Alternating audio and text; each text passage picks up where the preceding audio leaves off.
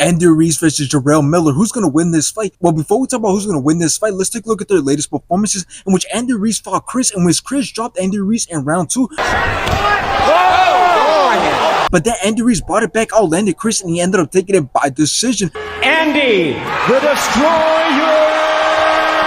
After this, Andy Ruiz went on to fight Ruiz, in which Andy Ruiz dropped him twice in round 2. There's a big left and a right. And there's a right hand. Andy Ruiz then dropped him again in round 7, and obviously Andy Ruiz ended up taking it by decision. The Destroyer, Andy. Let's take a look at Jarrell Miller's latest performances in which he fought Lucas Brown, in which both went back and forth, both had some great shots until Jarrell Miller dropped and put a lot of punishment on Lucas Brown, and the rest enough and stopped the fight in round 6. After this, Jarrell Miller went on to fight Daniel Dubois, in which Daniel Dubois took control of the whole entire fight, won every single round, and put a lot of punishment on Jarrell Miller, in which the ref seen enough and stopped the fight in round 10.